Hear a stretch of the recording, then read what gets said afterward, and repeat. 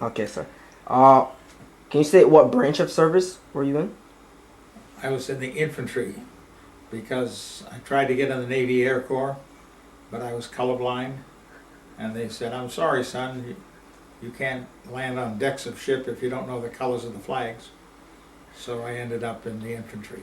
They took me. Um, what was your highest rank? Acting sergeant.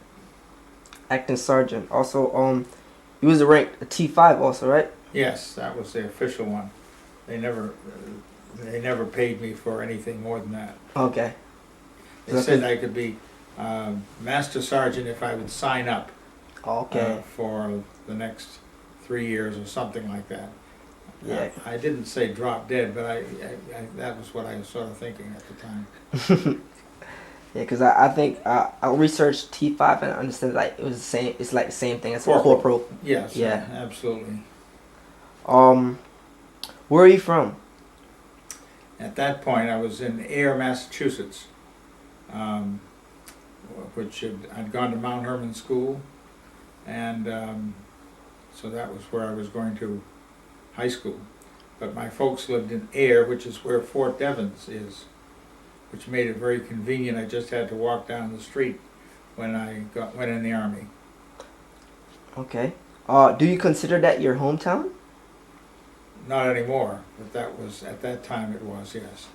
So you consider Cromwell as your hometown? No. Right now, Cromwell, you bet. It's been about 5 years now. But I was in New Britain area for 35 years. So that's really probably my real hometown. Yeah. Yeah, I understand. Do you have any siblings? 3 sisters, all younger. All younger? Yeah. Did any of them fight in the war? No, just with their husbands. Just with their husbands. Funny. Where were you when you heard about the attack on Pearl Harbor? I was at Mount Herman School over near Greenfield, Massachusetts, and I was waiting on tables in the dining room and heading up toward the chapel and the dining room just beyond that.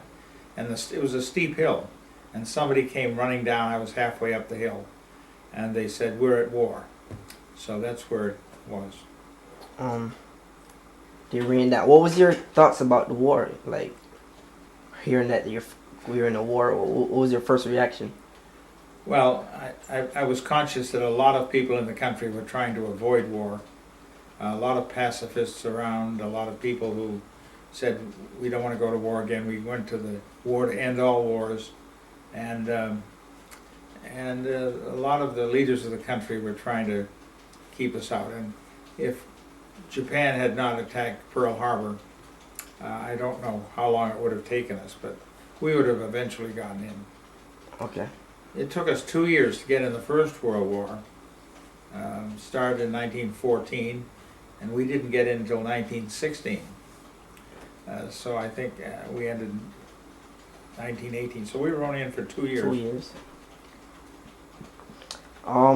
Were you drafted or did you enlist? I enlisted, yeah. The week after graduation, in June of 1944. Why did you enlist? Because I knew I was going to get drafted. Okay. And why did you pick the service of branch that you joined? Because I couldn't get in the Navy Air Corps. So Because of the colorblind. yeah. Mm-hmm. The problem there is, since I'm colorblind, I see better at night, so they made me lead scout. And that wasn't the place to be when I got into the midst of fighting in Europe. Yeah. Lead scout is not the place.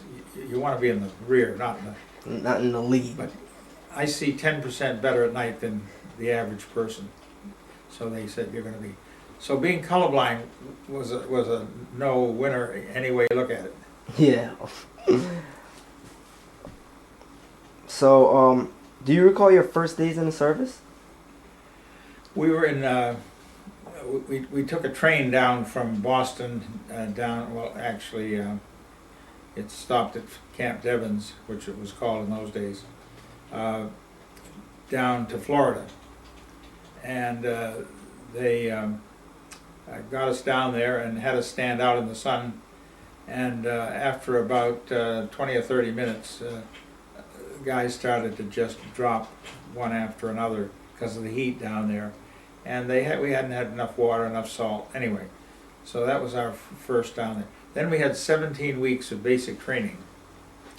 I had one opportunity to leave the camp. Only one leave in 17 times. You can display this after. You can display this after. Well, this is what I got a picture taken Yeah. at that leave when I went into Stark, Florida.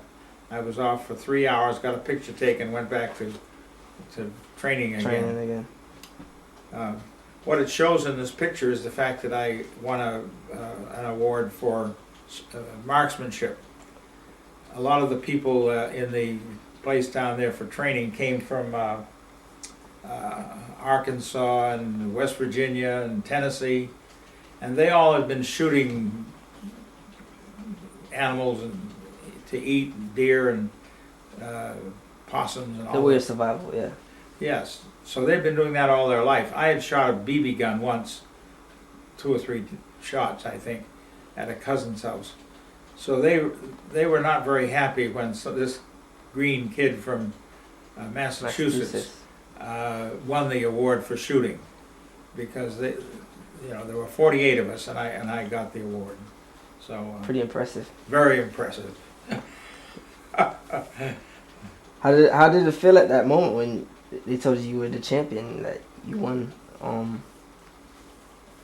against such like heavy competition? How did you feel? Well, then I was boxing also, and I didn't win on the boxing. So you win a few, you lose a few.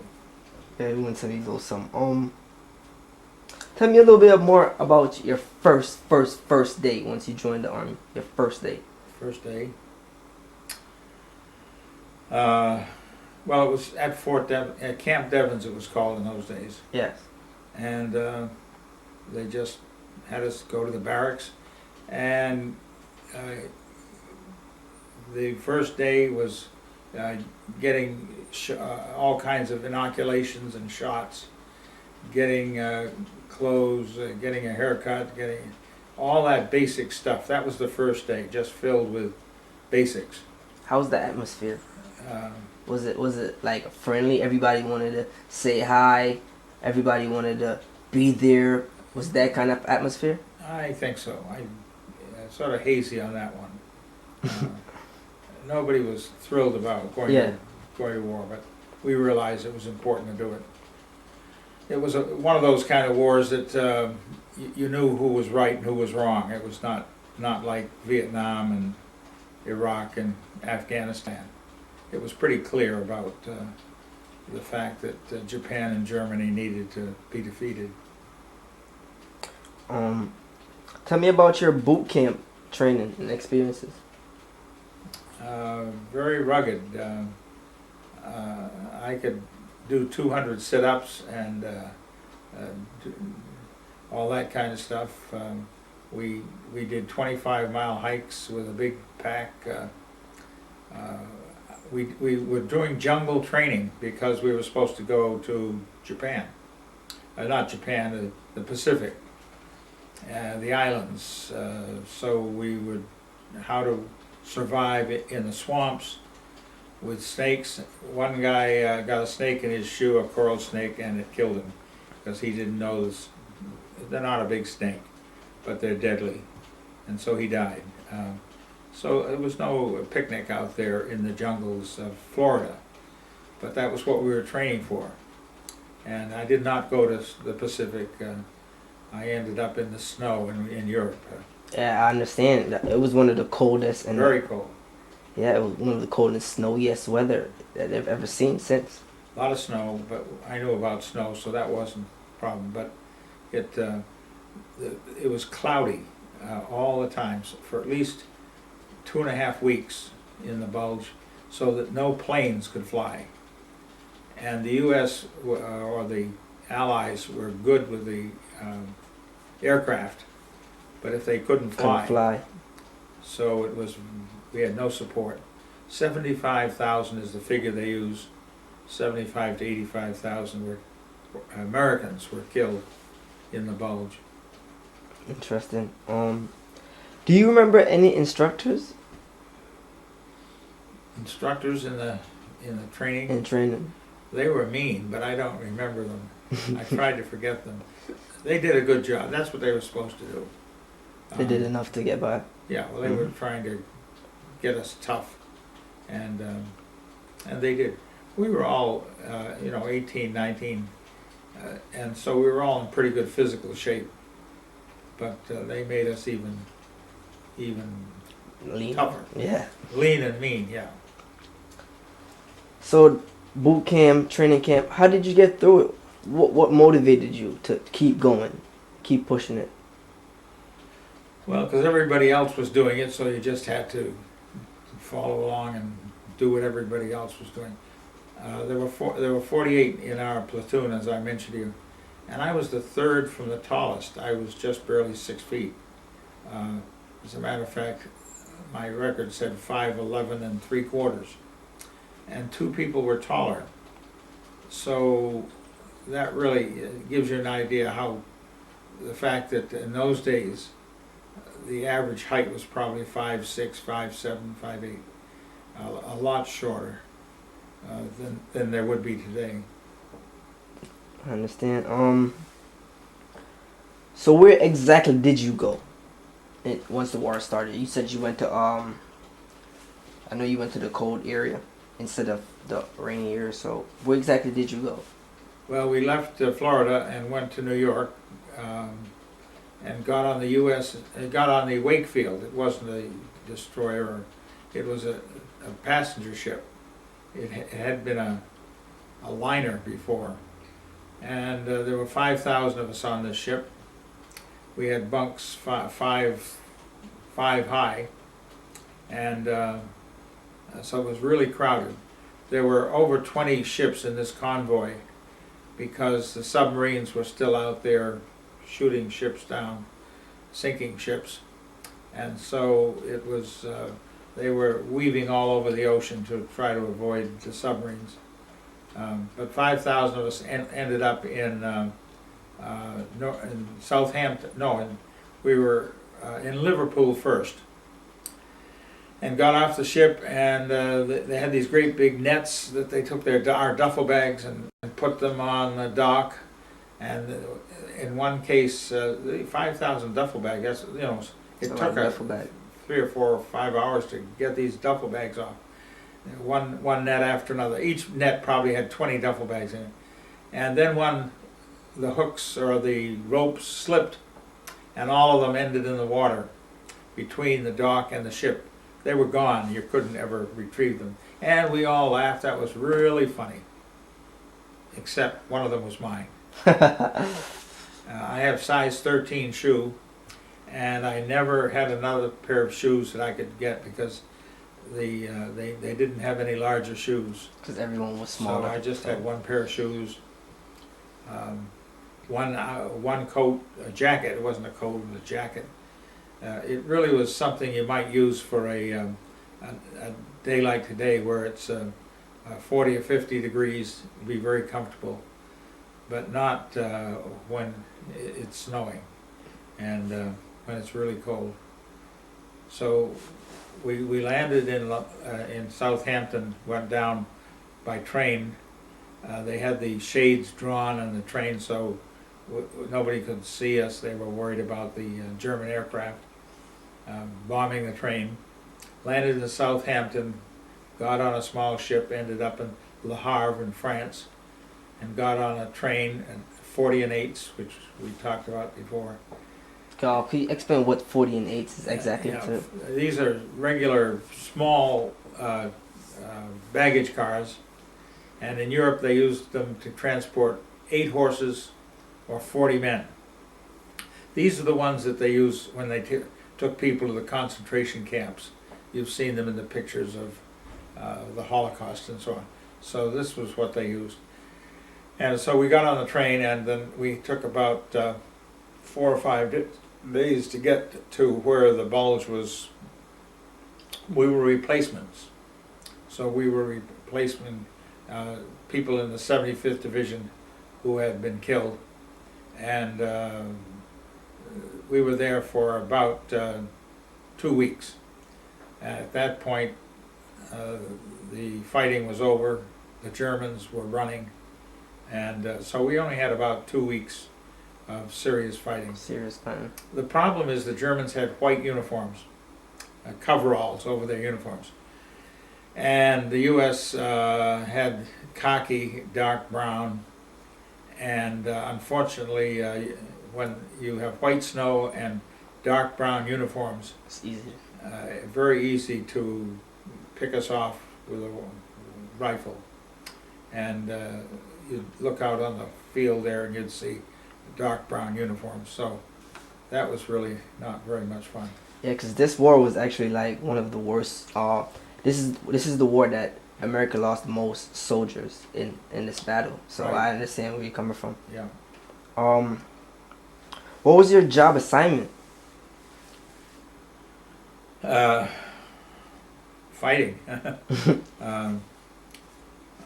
As I said, I was lead scout, so my job was to try to lead the group. There were 12 of us usually in a patrol, and I was in front, and we would head off looking for the enemy, and sometimes we found them and sometimes we didn't. So that was not much fun. For at least 4 months, I never slept in a bed. In the Bulge, I went out for a newspaper a few months ago in the cold, because they had left it at the door out here. And I got out there, and it took me about 5 seconds to go out and get it.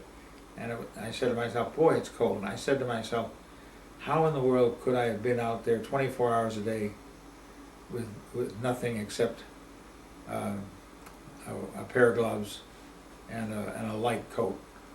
So we don't know how we survived. A lot of frostbite.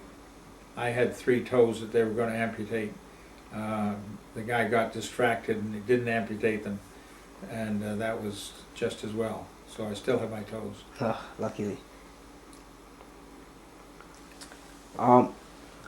Like from the casualty numbers, there were many casualties in this, as we said. Yeah. How did it feel to see like your comrades going down? Like how did? Well, you realize that we never should have gotten in this predicament. It's like the other wars we're in, like in Afghanistan and Vietnam. We never should have done what we did. We advanced too fast. We advanced much too fast, and so our supplies never caught up with us. And the Germans were aware of it, and they came in and surrounded us. And so it was a bad logistical situation that never should have happened. But we were so eager, I think, to get to Berlin and end the war that Yeah. the generals and the colonels and all the rest should have been thinking a little more clearly. So it was a bad situation. Bad situation. I know they were surrounded you guys. Were you a prisoner at one point of the war? Because it was surrounding. I know they were really outnumbered, so I was wondering, were you a prisoner? In the Colmar pocket, we left the Bulge and went down on these 40 and 8s again, down to the Colmar pocket. And you couldn't drink the water very well, so I went down to a basement with a guy to get something else to drink. Schnapps or Calvados or wine or anything that came in those nice bottles. And I filled my canteen, and then I heard some noise upstairs, and they were speaking German. So I realized that the Germans had come into the house. And so for about 6 or 8 hours, I didn't make a sound. The 2 of us were, that's the closest I could get to. In the prison. We were not held a prisoner of war, no. but a lot of people were. And they rounded up a lot of U.S. folks. Yeah. Yeah. I understand you got the award for the shooting. Yes. Did you get any other awards or medals, citation? 3 battle stars. That's all. Okay, explain what battle stars is to everyone. Well, if you've been in battle, like the Bulge or the Colmar Pocket, and then Germany itself crossing the Rhine, that was considered a battle. So each battle star got you 5 points. So when you were going to be going home, that was helpful if you had enough points. 1 point for every month in the service, an extra point if it was overseas, and then 5 points for a battle star. But when the war ended, I didn't have enough points. So how did you get these awards? That's just the way the schedule went. If it said that you were in where the Battle of the Bulge was taking place from January 15th to January 30th, that meant you were awarded the Battle Star for the Bulge. Yeah. I understand you were the leader of your platoon. Right. So did you have to do any battle planning? No. That was left to lieutenants and captains and all of those kinds of folks. So we just did what we were told to do. Most of us were. I was 18 at the time, so we weren't trying to solve the problems of the world ourselves. We were just following orders. I understand. Did you sustain any injuries besides your like frozen toe? We had a after coming back from the Colmar Pocket, where we had been for 2 weeks. We lost 2,000 fighting down there, but that's small compared to the Bulge. But at that point, of our 15,000 in the 75th Infantry Division, we had only about 7,500 left. That was half a division. The others had been killed or had gotten injured or frozen feet, all of those kinds of things. So since we were only a half a division, they sent us up to fight with General Montgomery and the British in Holland. And up there I was doing some, since I was a scout, they put me on a rubber raft and wanted to try to simulate going across the Rhine. There were ice cubes in the river. It was pretty cold. This was late February. And so I was out in the river. There were Germans on the other side, and I don't know what happened, but a bullet hit our rubber raft, and it sank. And the next thing I knew, I was on the shore. The fellow with me, as far as we can tell, must have drowned. Never found him.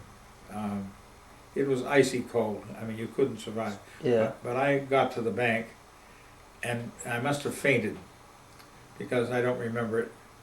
And my appendix burst. And so on the back of a 1.5 ton truck, a small truck, a medic took my appendix out. I have a fairly good sized scar, because I don't know whether he had, what kind of a knife he had, but if he hadn't done it, I would have died. So, because the appendix actually had burst. They then sent me back to Liège to a hospital, where I was for 2 days, until one of the guys in our ward there insulted one of the nurses, who was the girlfriend, I think, of the colonel. And so the colonel sent us all back to the lines. Yeah. I was holding my side, but we got in 40 and 8s again and went back. That must have been crazy. That was sort of crazy, but at least I lived, and the appendix, I'm sure it was the icy water That did it. that did it. Oh, must have been. How did you feel like knowing that you survived like such like icy water like Very under clean, circumstances? But like, Yeah. how did you feel like once you went back to the 48? How what was going through your head at this time? Well, just glad that I made it. So at that point, our division was starting to move, and I never caught up with them till they had crossed the Rhine. Right across the Rhine, cities, where the city of Dortmund was the city I got to across the Rhine. All of the buildings, one building was left we could use for a headquarters. This was a city of 100,000 people, and all of the buildings were down. So it was really devastating. So that's where I caught up with the 75th Division again. Yeah, devastating. So while you were in combat, how did you keep in touch with your family? Or did you stay in touch with your family? No. In June, early June of 1945 now, early June, after the war was over, we were setting up replacement depots where we were sending people to either Japan or sending them home if they were eligible. I got a bag, maybe it's the same duffel bag I lost in the water, I don't know. But I got a huge duffel bag, and in the duffel bag were 5 months of letters from January through May, Mm-hmm. Packages of cookies, scarves, socks. This was a huge, huge bag, so I never had a letter. That was sort of tough. The mail never caught up with us. We were moving too fast. on these 40 and 8s. They never knew. Really, I don't think they knew where we were. So, anyway, it was like Christmas in June. The cookies were a little stale. Yeah. So, speaking of cookies, how was the food? How was the food there? What was the food like? You don't want to ask, do you? Well, sea rations, you get 3 cans, and almost never could get a hot meal. Almost never. K rations were much better. That was a big box for 10 people, and there was cheese in it, and there was some good things. The sea rations were not very good. The interesting thing is that along with the rations, which were like corned beef or I'm trying to think what they were, like a breakfast kind of Like a quick breakfast. egg and ham kind of thing. I don't know what they called it. I don't even think it had a name. But one thing to drink was coffee. One was cocoa and one was lemon. These were little packets. And I don't drink coffee, so I could take my coffee and get 2 things of cocoa or 3 things of lemon. So I would do a little bartering, and they were happy to get my coffee. And I still have never learned to drink coffee. So that's See, so the food was enough to survive. enough to survive. A couple of days we didn't have anything to eat, but except for that, there was something to eat. So, I understand you didn't like the water there. So, what did you substitute the water with? Good question. Sometimes melted snow. Sometimes they'd have a jerry can of water that was available, and you hoped it was okay. You'd put tablets in it, and so that worked all right. But if you were very far away, I really don't enjoy drinking. So so I was drinking the stuff just because I didn't realize it was probably a very expensive wine and stuff that I was drinking. Mm-hmm. Schnapps was my favorite, and I realize it's very strong. So, but I have a high tolerance for liquor, my wife says. So I don't get intoxicated, even if after the war I drank beer when we got into the next phase, and by the time I'd finished drinking beer, I did like beer. Mm-hmm. So you said you guys were moving too fast. Was there plenty of supplies? Was there enough supplies to even? At that point, the Germans were running. I mean, when we crossed the Rhine, the German resistance was made up of 16 and 17-year-olds, and the Wehrmacht, the elderly, elderly people in their 30s and 40s and 50s. I don't think of that as very elderly now, but they were sort of the home guard kind of people. The elite troops had pretty well gone, so they were running as fast as they could run, and we were often at that point in Germany. We were on trucks, often following them. So, and you'd round them up, and they'd surrender, and it was that kind of thing. We did get to a concentration camp, which we let people go. But it was one of these small concentration camps, political prisoners more than Jewish or Polish prisoners. And I don't know what nationality they were, but it was a political camp. About 500 of them. They were very glad to see us when we opened the gates. Throughout the battles and the combat, did you feel stressed or pressured? Oh, I suppose the day Roosevelt died, I guess I came the closest to getting killed, because a bullet hit me, didn't hit me, it hit my helmet, I was against I was trying to pretend I didn't exist, trying to blend into a brick wall, and as I was blending in, the bullet hit actually about an inch from my helmet, hit the brick, but the pieces of brick bounced off my helmet. That was the closest I came, as far as I know, to getting killed, except for the appendix. Wow.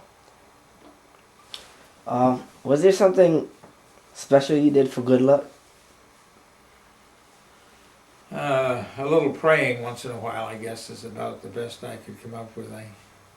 A chaplain over there was very helpful, and he and I got along. My dad was a minister, and so we bumped into each other 2 or 3 times, and probably one of the reasons I went into the ministry. Mm-hmm. While you were there, did you see any USO shows? After the war. After the war. Nothing during the war. Nothing during the war. How were there entertainers? Again, after the war. Nobody during there was no entertainment during the fighting. No. Once the battle would finish, what did you do on your leave?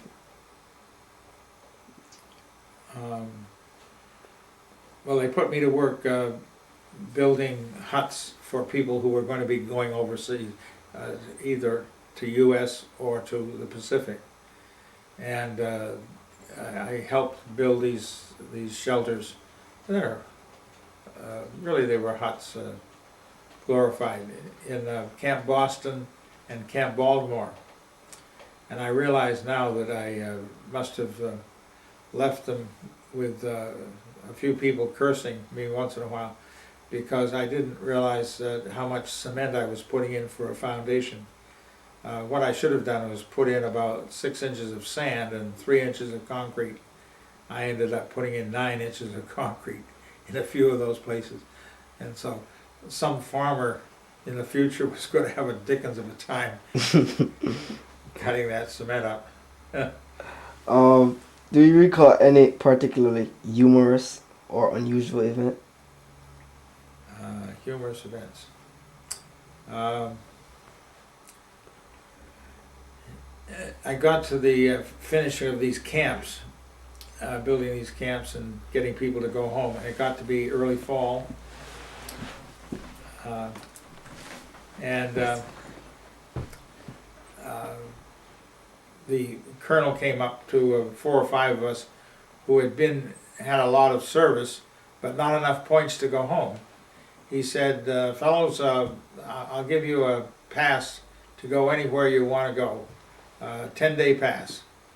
Here it is, just tell me where you want to go. One guy said he wanted to go to Paris.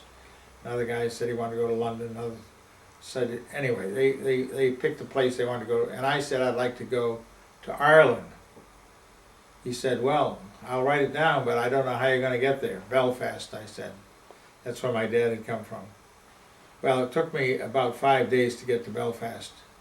And that was a long story. But I got there.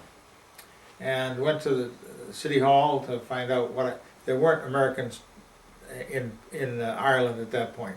I probably was the only American around. And I went to city hall and said to the elderly lady behind the desk, she probably was 40 or 50, real elderly.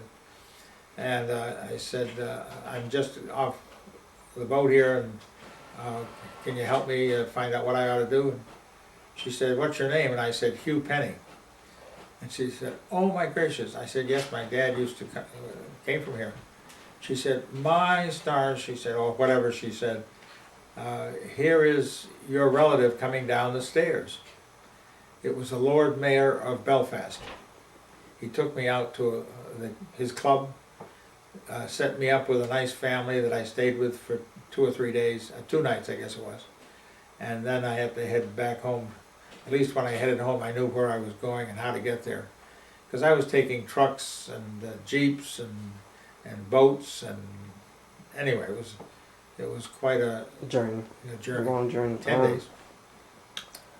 What were some of the pranks that you or others would pull?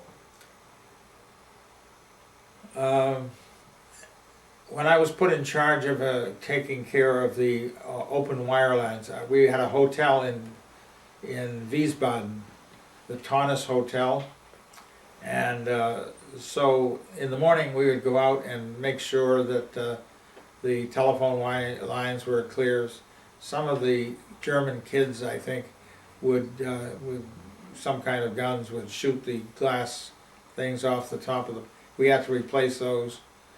And if branches came on top of the wires, which they did through the woods, we had to take the branches off. But we did that in the morning, went home for lunch, and I went, and in the afternoon I found a little country club where 9-hole golf course, and there were no Germans playing golf. So 3 or 4 of us would go out in the afternoon in the spring of '46, and we played golf. We didn't tell the colonel in Frankfurt that we were out in the afternoon playing golf. I understand. What did you think of your fellow officers? Officers, we almost never saw. My officer, my gracious, almost never dealt with officers. In the Bulls, they were nowhere around. They knew better than to get up in the front. And in these 40 and 8s, I never saw an officer riding a 40 and 8. Did you keep a personal diary? Did you keep a personal diary? I didn't, no. Oh.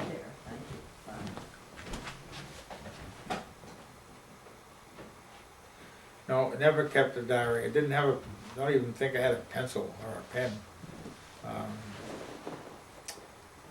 In retrospect, it would have been a good idea. Yeah. Can you go back and describe a typical day? That's a typical day. Well, this Taunus Hotel in Wiesbaden, I mentioned we'd go out in the morning and do things. The evening, there was a a spa there. And this is where Paulette Goddard came, and a lot of the movie stars, not every day, but like once a month you'd have one of those things. So we'd go over there and play ping pong.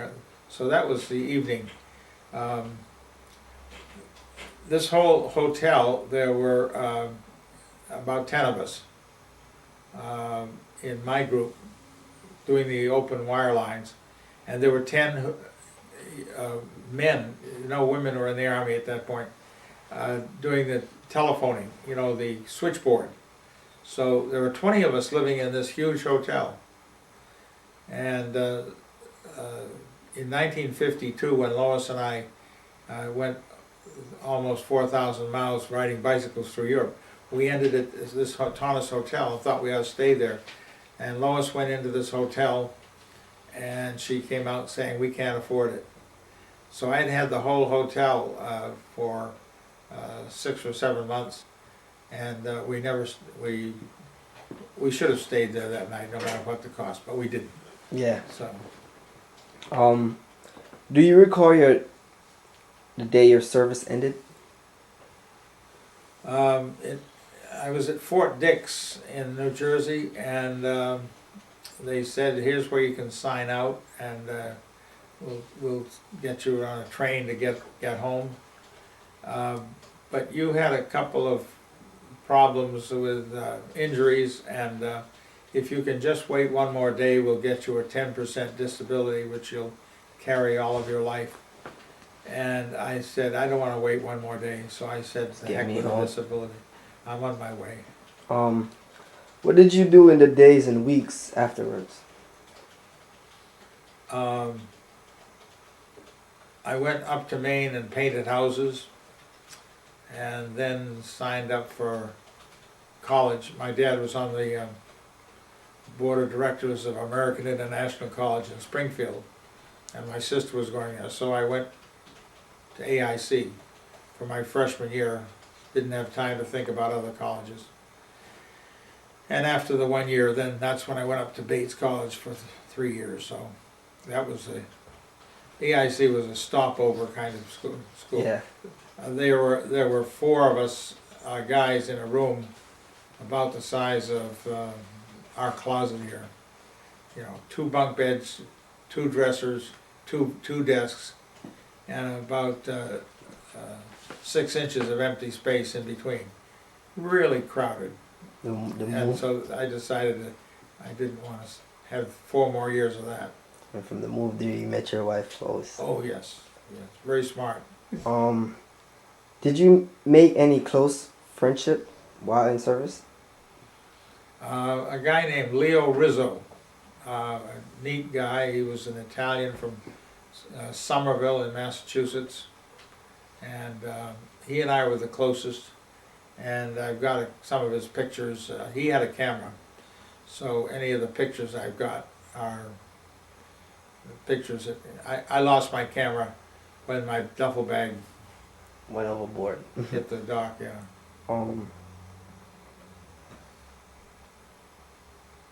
Did you continue that relationship? Just once, and then I never saw him again. No, I don't know whatever happened to him. Did you join a veteran organization such as VFW? No, never did. Never did. My feeling was that for the most part they sat around drinking beer, and I wasn't that impressed with it. But I never did. No. Moving on. And I know they do some good things, but it just wasn't your. Yeah, I know where you're coming from. What did you do as a career after the war?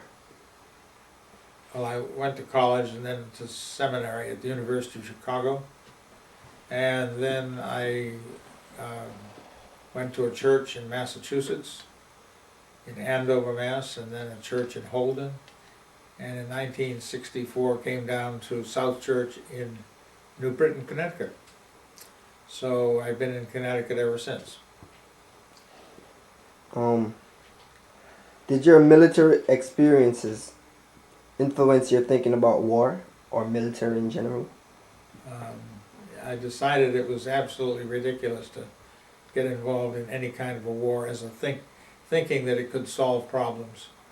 And we've stumbled into so many wars since that we just don't seem to learn. It creates more problems than it solves. And in Korea, when we stumbled into that, it still never was declared a war. But the 60 or so thousand people that got killed in Korea, maybe would like to suggest maybe it was a war. So, I understand. Did you happen to attend any reunion? Did any reunion? military thing? Yes. No, the closest I got was in Cromwell about a year ago.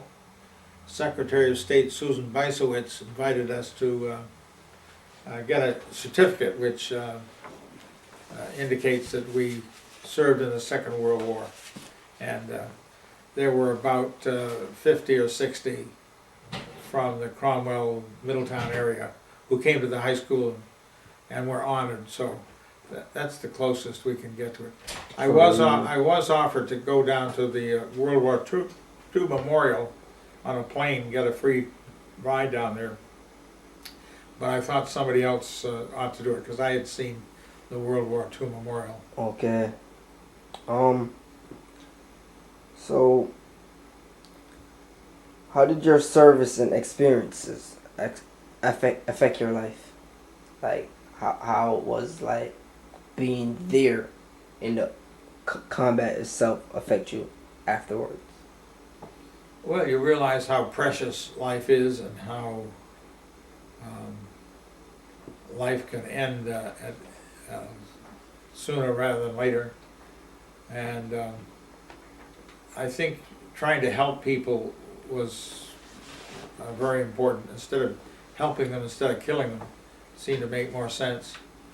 And so a lot of my ministry, I helped found the Friendship Center in New Britain and a lot of things of that nature, just trying to help people with problems of housing and food and all that kind of stuff. So that's been the emphasis that I've been focusing on. Yeah, the Friendship Center is a pretty good place. I've actually been there. I actually volunteered like about a couple hours for it, so that's a good thing. Like the experience from this war, what did it do to you? Like, how did it make you feel knowing that like we're going to wars after wars after wars after wars, battles after battles, still knowing that it doesn't solve anything? How does it make you feel? Not very thrilled. Mr. Bush was not my favorite president, and he helped us stumble into both Iraq and Afghanistan, and that was, and we're still there. Just don't seem to learn. Very discouraging. Like now since you're retired and all, do you think about it every day? No. No? Only when somebody calls up from Central Connecticut and says,